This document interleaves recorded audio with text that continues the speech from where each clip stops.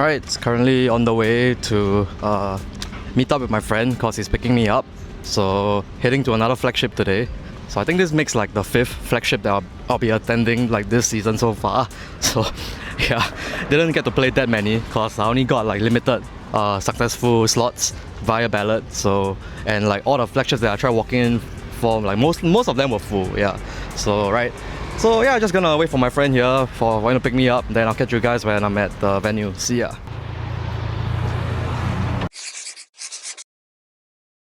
Barricade transport.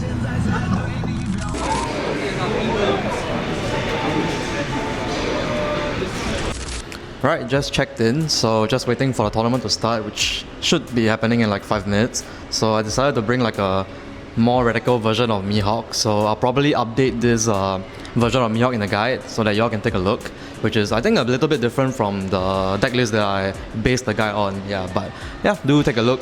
Y'all probably will be able to see the list once it's updated on the guide. So right, just gonna chill for a little while more and wait for them to start. Then I'll catch you guys right after round 1. See ya.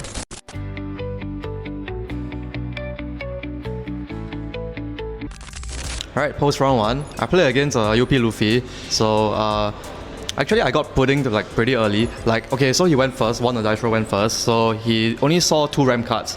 So like on the turn that he was going up to 9, he had floated 2 Dawn. So like I didn't swing that turn because I was afraid of him like either staggering a Bagua or like of him triggering a ram from life. Because if he did hit that and then he got off his leader ability and then sees like Sanji, then I probably would lose. So I didn't swing that turn. Then ended up he played Nami into pudding, putting my hand away of like, which was honestly the pudding was pretty good for me because my hand was bricked up with like 4 lob apples. So he putting me away. I drew back 2 lob apples, so that wasn't too bad. Still had like follow up plays. Then following that, he played Sanji blind on. I think he played Sanji blind if I'm not wrong. He used his first leader ability, then bottom deck because didn't see anything.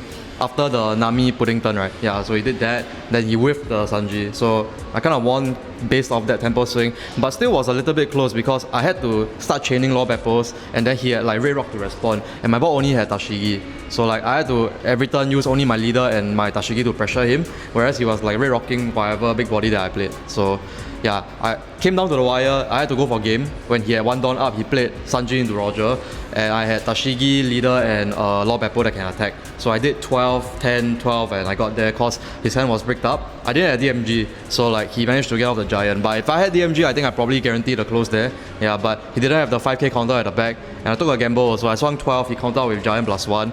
Then because I knew that his hand has a 2k, I was deciding between swinging for 11-11 or 10-12.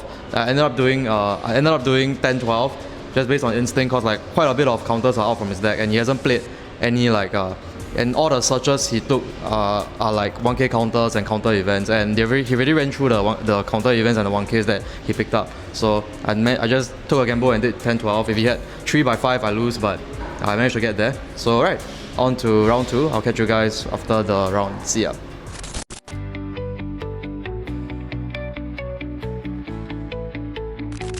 Right, so back from round 2, I played against Yellow Bonnie. So this matchup was really close, like more out of my comfort zone because I've never really tested against the deck. So like the deck was pretty aggressive because basically what the deck did was like in the early game they just play like trigger characters. Then like with their leader ability, whenever a trigger character is played, they can attach 2 Dawn to their, like 2 rested Dawn to their leader or characters and then just swing for like 7s. So I ended up had to take like early swings, went down quite low, but luckily for me I did have like Bonnie. He won the dice roll as well. So I did have Bonnie 5 to lock him at 8 Dawn so that he cannot play Bonnie 9 to ping my life and go for a rush. So that was nice, but it did come down to the wire because he was playing a Thriller Bug package. So he played cards like Perona, played cards like Moria to flood the board. And also when I swung into him with a white ball, he triggered the Usopp trigger, which gave his leader +2k. So that kind of deterred my aggression a little bit. So like I couldn't push as hard, so I had to like just grind him out on the board. And it got to one point where my board was 3 lob apples and then he was now out of cards in hand, but I had no life, running out of cards in hand, and I only had like a lone 6-cost law on the board to like survive that turn. Then I had to close the game the next turn, so that was what happened. It was really close because when I tried to go for game, he had to, if he triggered any like blocker or like any cards that can stop my cards from attacking, I would have lost. So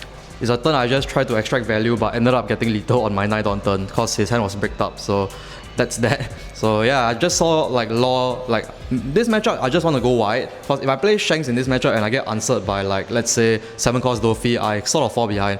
Though like in the case where like I don't have any better play but to play Shanks, I would play it. But like earlier I had both options and I decided to go for Law, which was a lot stronger because he had Nami and Mako on the board, and like I didn't have 2k counters early, so I have to take like the first few, I have to take like 2 life in 1 turn, so I was at 2 already. But it's still okay for Mihawk because like you have a lot of counter events to sort of sustain at the back, so totally fine. So yeah, because his board was Mako and Nami, I just played Law into Perona to stun both of them, then pushed. Next turn he putting me, then I just DMG and yeah, killed him. Surprisingly, I thought I was gonna play 1 more turn, cause like my last attack, my Tashigi was just swinging 8 into a 7k leader while he was at 0 life, cause I wanted to float 3 Dawn, so that I can still activate the 1 cost event and Spiderweb in my hand in case he tries to like reverse lethal me, cause I was at 1 life and his board had Nami, Mako, so like quite entirely possible that he could have went for lethal, but yeah. So I just wanted to play a little bit safe, cause as long as I survive that the turn after I try to kill him, I will be in good shape, cause he's already down to like 3 cards in hand. He started the turn with 4 cards in hand, 2 life. So like after I attacked, he was already down to 2 cards. So like if I just send another wave of attacks at him the next turn, I will 100% be able to close. So yeah, that's that. Surprising lethal that ended the game on 9 Dawn, but just didn't have 2Ks. He didn't have 2Ks. Yeah. Alright, so won. So just waiting for my finals opponent, which should be either a Emu or a Purple Doflamingo. Right, so 1 more game to go for a serious Zoro. Yeah, let's go!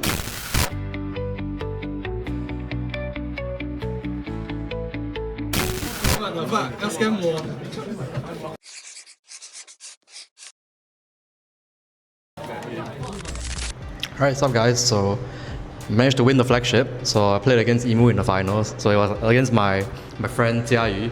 So like you all probably saw him earlier in the video. So yeah, played against him in the finals. I won, but it was quite a close game honestly, because I went first, so I lost the dice roll, he went second, right? Then follow that up, he played so basically it was Emu on curve. Then on my 9 on turn, I didn't have anything to do. I curved up pretty nicely in like the first few turns of the game. Like so I went first, played Kiku on 1, played Tashigi on 5, then played Law into Perona on 7. So like it's a pretty good curve already. But of course I didn't have the follow-up for the 9th on turn. So I didn't have a 9 cost Mihawk, didn't have a 7 cost Shanks, didn't have another 6 Law or like any 5 drops. Yeah, just basically all I had in my hand was like counter events and 2k counters. So kind of bricked out that turn, because if I did have a body that turn, I think I would have won 100%. Yeah, so ended up what happened was I got him really low on like cards in hand. I think I was left with like 1 card and 4 cards in hand by the time he transformed his first Elders. So I had to close the game right after, because my ball was only left with Law, Perona and my leader. Yeah, but his hand was very low on cards. So I just like DMG and then I just swung like 666 at him. Yeah, 665. I think what happened was 66511. No, sorry. 6. What was the output? I can't remember, but it was like it was Law for 6, leader for 5, then Gem 11 with Perona after double DMG. Yeah, I had to double DMG the 2 blockers and 2 Dawn down so that he can't get access to the counter events. Yeah, so he just needed to counter out. He had 1 Dawn up still because he floated 4 that turn. I think he floated 3 that turn.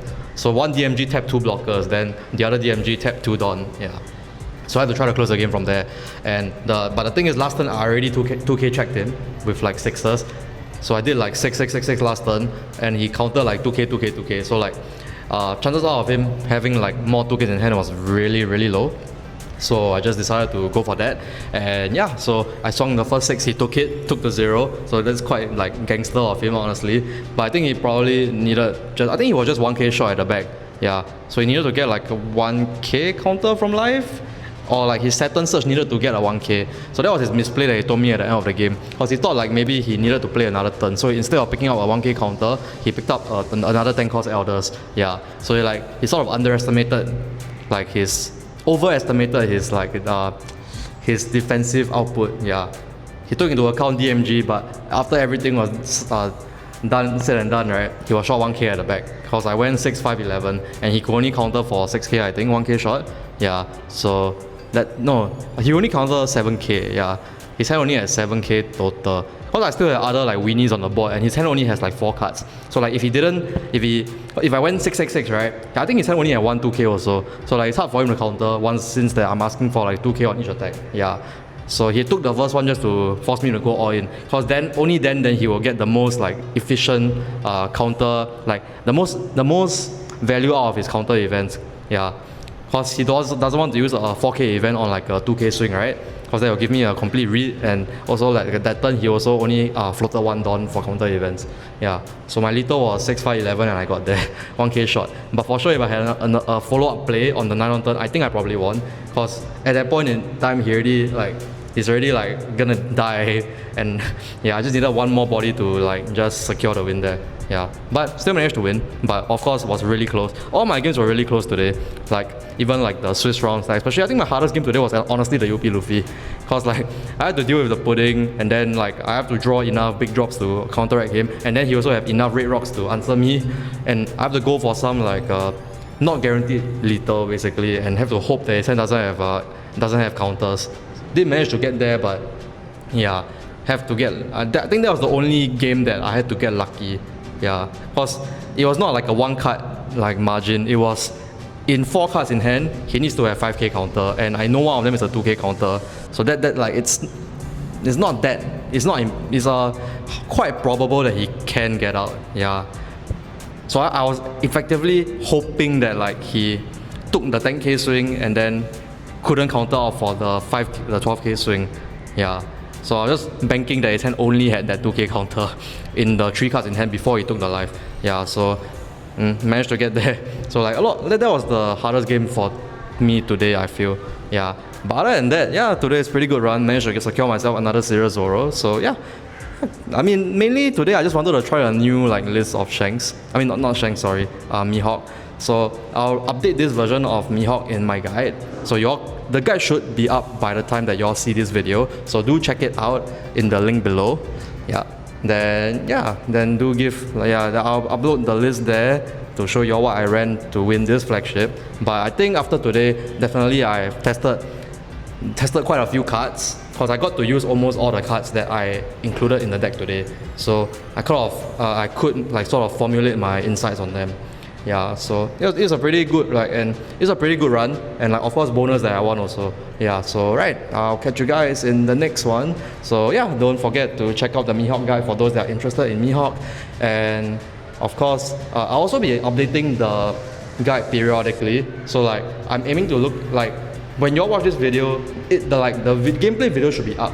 Yeah, but my plan for like the next week is to upload gameplay videos into the guide periodically as I can get them. Then also like anytime I play like a flagship, I'll update like what list I'm running. Yeah, so that's my plan for the Mihawk guide moving forward. So it will be updated quite frequently. Yeah, especially because it's not a deck that I am like 100% on in terms of the list. Yeah, in terms of playing it, I can say I'm 100%, but in terms of like what list is the best, I can't say for sure. So that's why I'm still actively testing every day, and like every 24 hours my Mihawk list changes. So right, that's all for today. So I'll catch you guys in the next one. See ya.